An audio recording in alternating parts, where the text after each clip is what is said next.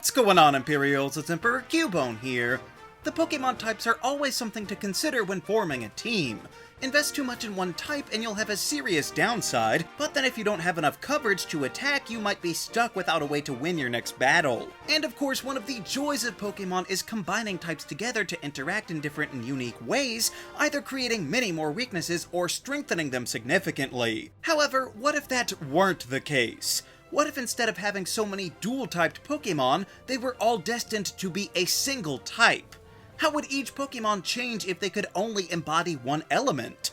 Now, why would they do this? Well, maybe there were some limitations in the early days, or maybe just a lack of creativity from the developers. I mean, some people are still under the delusion that they never had dual types to begin with. But let's take Bulbasaur for instance. The first starter is a grass and poison type, getting to lean into both the plant side and the toxic side.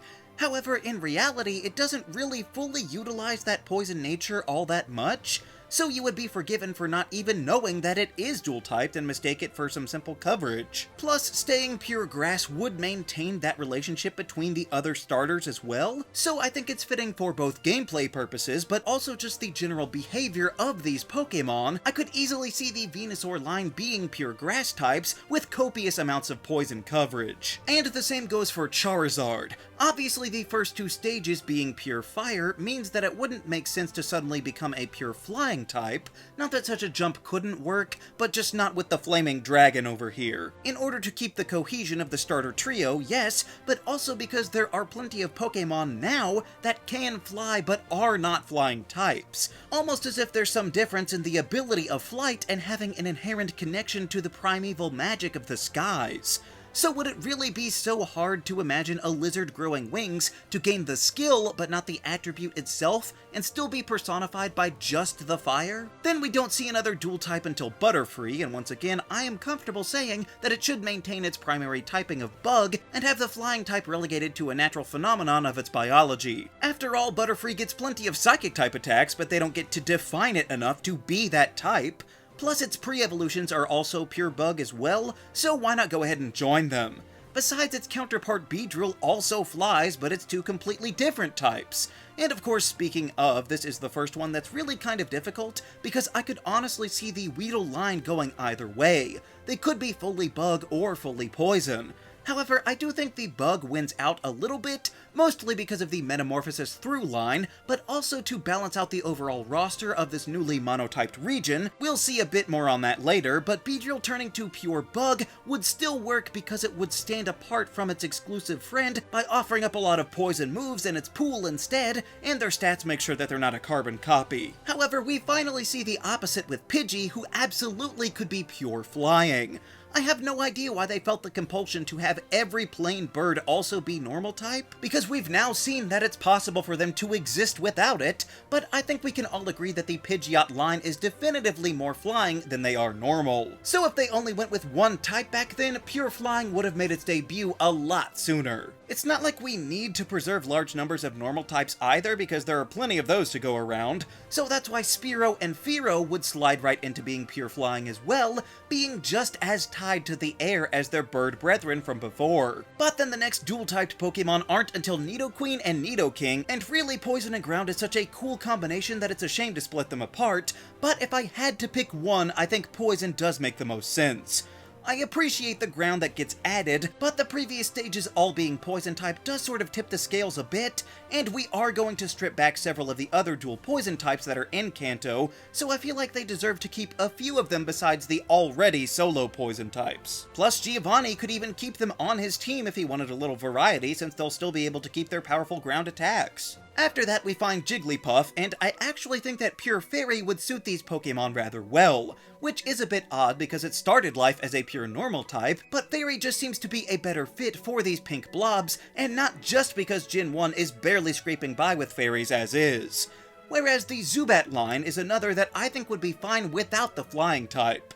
They don't really get a lot of flying moves in the beginning anyway, and like we said, some poison types with wings being able to fly isn't out of place, although losing that immunity to ground might hurt them in the eyes of some trainers out there. With Oddish, I think it's an easy grass type since it's basically just a walking onion of some kind. However, when it evolves to Gloom and Vileplume, I'm thinking they could maybe switch over to Poison instead. This is when the stench becomes a lot more pronounced, along with the ooze coming out of its mouth, and even if they have petals on their heads, they don't look as much like grass, so I would be comfortable sticking them in the Poison camp. And if you think that's not fair to take from grass, that brings us to Paris, who would in fact be pure bug.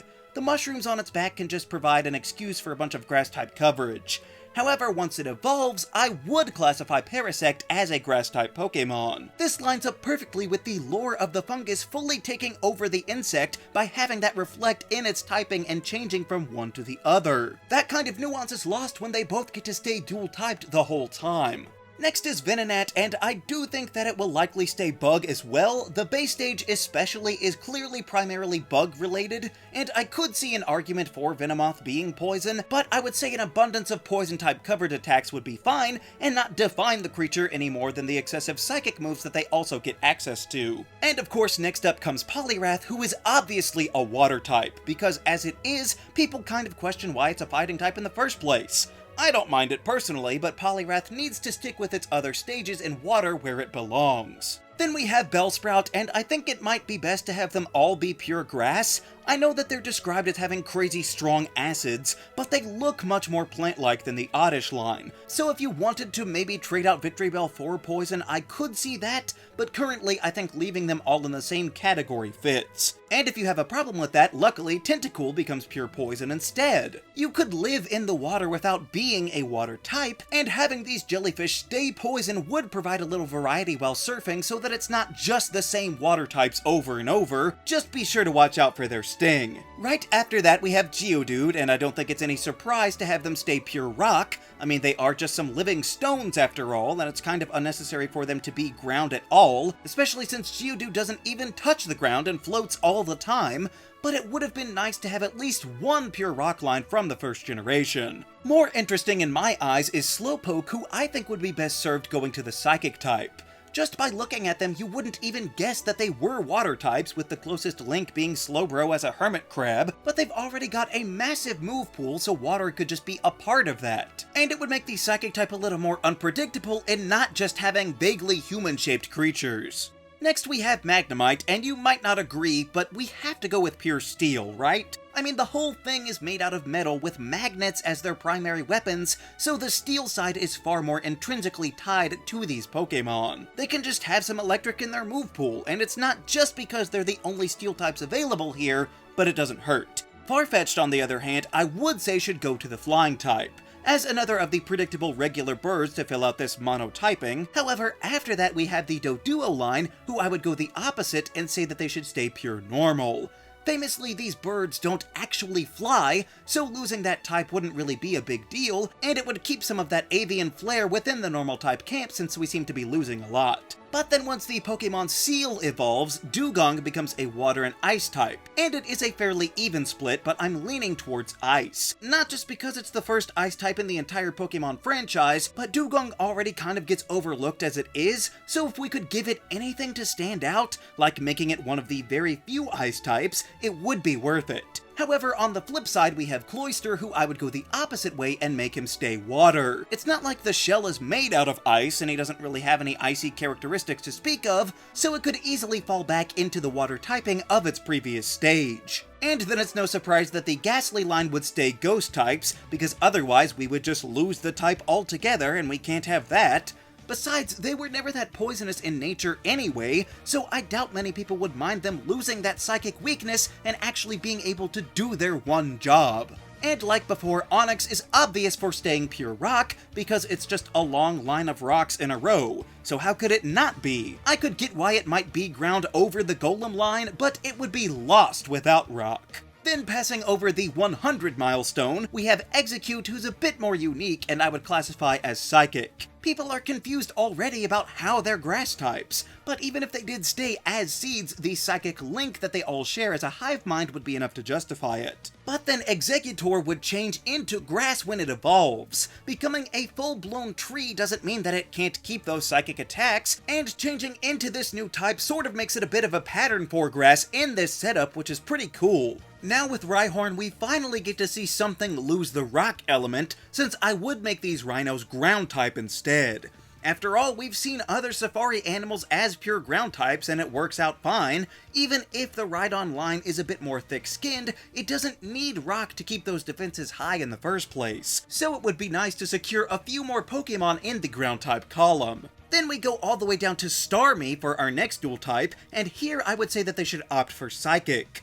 Staryu makes sense as a water type since it's just a simple starfish, but Starmie doubling up and turning purple takes a full turn into the cosmic side of things. And the psychic type is the perfect way to signify its connection to the stars. Whether or not Misty still gets to use one in her gym, I guess is up to you. And likewise, I would give Mr. Mime psychic as well. It only got the fairy type later on anyway, and with its emphasis on creating barriers and invisible walls, I think it deserves to keep that ESP power base going to maintain the illusion. But Scyther, on the other hand, this one was a little more difficult, but I came to the conclusion that flying would be best. This not only provides a greater assortment of archetypes in the flying category besides just the rejected bird type, but it also firmly sets it apart from Pinsir, who we already have as a strong late-game bug, so we don't need Scyther to fill out that role. So having the Mantis switch to pure flying would certainly help keep things interesting. Speaking of, we got Jinx, who is quite a unique case as well, and even if Psychic might be the more obvious one, I am going to say it should remain Ice type. We've already got so few of them, I don't want them eradicated. And Jinx being an icy yokai ensures that the Ice type isn't tied to one specific style. Plus, the Psychic coverage attacks would warrant you picking it over other similar frosty choices. Now for Gyarados, I think we'd all be fine with the pure water typing. I mean, it's not even the dragon type like people wanted, nor is it even dark type like its mega evolution. And losing the flying type would honestly help it out by ratcheting down that electric weakness, so it seems like a win-win. Whereas our friend Lapras, I think, should fall on the ice side of things. As we've said, it would not hurt to have a Pokemon from another type be able to swim, and there should be at least one strong ice type that you can get at a reasonable level. So the Transport Pokemon gets to be the proud face of the solo ice type crew. The fossil Pokemon come next, and for Ammonite, water seems like the best bet. They are prehistoric sea creatures after all, and they always seem to have more water attacks than rock anyway. So I promise my rationale is more than just, they're a blue color so they must be water. Although Kabuto should probably counter as being rock. This is mainly the inverse of its counterpart, with very little attaching it to water, yet having plenty of connections to rock. I mean, just look at the giant blades made out of stone, it's basically a sea-dwelling Cleavor. And I think it would be a great idea to have the fossils result in different types, so you never know what you're going to get. And this carries over to Aerodactyl rounding it out, switching to a pure flying type. That gives this resurrected Pterodactyl a way to stand out on its own, and you could still give it high defenses or HP to sort of mimic the durability of the rock, which would also make it uniquely useful compared to other flying types, and again showcase that flying can indeed be more diverse by having other design inspirations like this impressive ancient flyer. Speaking of flying, we do have the legendary birds, and you're with me on stripping off their flying type, right? We've got more than enough birds there, and these mythic creatures are unmistakably entangled with their respective elements. The worst that you could say is that Articuno might not be covered in ice, but I would still mark it down for that type regardless. And then of course Zapdos is made out of thunder and lightning, while Moltres is literally on fire. And while their designs can offer some nice variety for their respective types, the flying type attacks available to them especially would keep them relevant against the lower entries of their individual elements. And lastly, we have Dragonite, who I would put in the same camp of removing the flying type. There's no way that we could get rid of the only fully evolved dragon type in the region. So in a world of solitary types, we absolutely must keep Dragonite as a dragon. I mean, Lance uses enough non-dragons already for us to do anything different. So in this hypothetical world, the type layouts become quite different.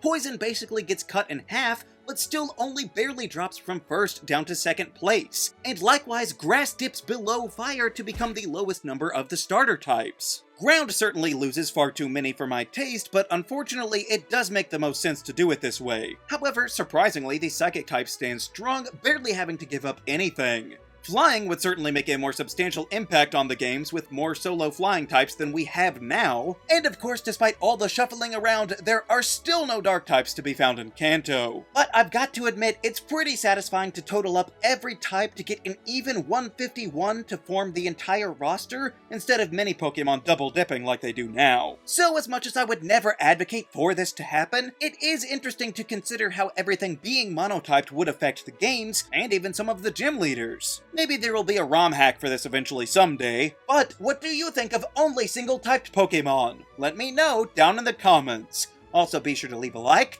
share this video, and subscribe so that you too can become an Imperial today. And until next time, stay grounded.